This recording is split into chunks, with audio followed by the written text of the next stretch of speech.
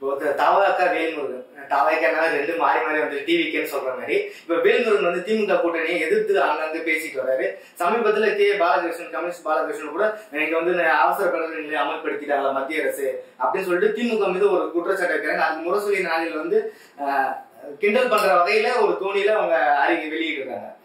2026 திமுக கூட்டணி உடையுமா? எல்லாரும் திமுக கூட்டணி பேசுவாங்க. வின் இருக்கிறவங்க ஸ்டாலின் கொடுக்கிறது எம்பி போஸ்ட், எம்எல்ஏ போஸ்ட்னு இருக்குது, அது நிரூபிக்கப்பட்டிருக்குது. அதுல கூட கொஞ்சம் சீட்டை பெறதுக்கும் தங்களுக்கு இம்பார்ட்டன்ஸ் ஏற்றுக்கிறதுக்கும் அவங்க முயற்சி பண்றாங்க. நாங்க ஸ்டாலின் கூட்டணி பேச மாட்டோம்னு யாராவது சொல்லுவாங்களா? திமுக கூட்டணி இருக்குன்னு வேல்முருகன் சொல்லிட்டு போயிட்டாரு. இங்க ஒரு சீட்டு கொடுக்கக்கூடிய இடத்துல எடப்பாடி கிட்ட 4-5 சீட்டு கேட்கிறாரு. அதுதான் நான் சொல்றேன், எடப்பாடி ஸ்டாலினுக்கு இணையான தலைவரே அல்ல. 23 சீட்டு இங்க நிற்கக்கூடிய காங்கிரஸ், அங்க 63 சீட்டு சுனில் கனகன் ஒருத்தரை பற்றி பேசுறதாட்டு வதந்தி வருது. இது வதந்தி தான். அதே மாதிரி இங்க 6 சீட்ல நிற்கக்கூடிய விடுதலை சிறுத்தைகளுக்கு அங்க 18 சீட்டுன்னு வதந்தி வருது. நம்ம 5 சீட்டுன்னு வதந்தி வந்தது, 20 எம்பின்னு வதந்தி வந்தது. அப்போ ஸ்டாலினுக்கு இணையான தலைவர் கிடையாது எடப்பாடி பழனிசாமி. அப்போ அவர் இந்த கட்சிகளுக்கு ஏதாவது பெரிய ஆஃபர் கொடுத்து எடுக்க பார்ப்பார், முயற்சி பண்ணுவார். அதுல நான் பண்ண மாட்டாருன்னு சொல்ல வரல. வெளிப்படையாவே மெகா கூட்டணி என்பாரு. அவரை சார்ந்தவர்கள் காங்கிரஸுக்கு 20 சீட்டுனாங்க.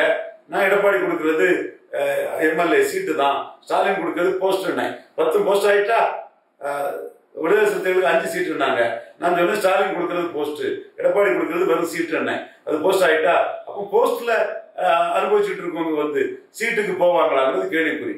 வெற்றி பெறது வரை திமுக அணி வெற்றி கூட்டணி தொடருங்கிற நிலைப்பாட்டுல மாற்றம் இல்லை. இன்னைக்கு கம்யூனிஸ்டுகள் பாலகிருஷ்ணனுக்கு பேச்சினாலும் சரி, வேல்முருகனுக்கு பேச்சினாலும் சரி, ஏன் நிலைப்பாட்டுல நான் மாறல.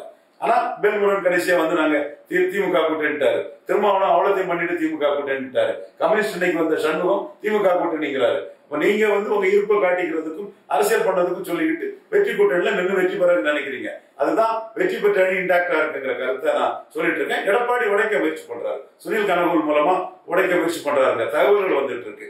காங்கிரஸ்லயும் சில மேலிடத்தில் உள்ள சில தலைவர்களும் அதுக்கு அப்பப்ப சில குறுக்கு சால் ஓட்டுறாங்கிற தகவல்களும் வந்துகிட்டு தான் இருக்குது. சோ அதுக்கு வெளிப்படையா வரல. பட் அவங்க மெகா கூட்டணி சொல்றது பாஜக கூட்டணி கிடையாதுன்னு சொல்றதும், திமுக கூட்டணி கட்சிகள் எங்ககிட்ட வரும்னு ஜெயக்குமார் சொல்றதும் எக்கச்சக்க சீட் ஆஃபரா அவங்க பண்ணிட்டு இருக்காங்க. பொறுத்திருந்து பார்ப்போம்.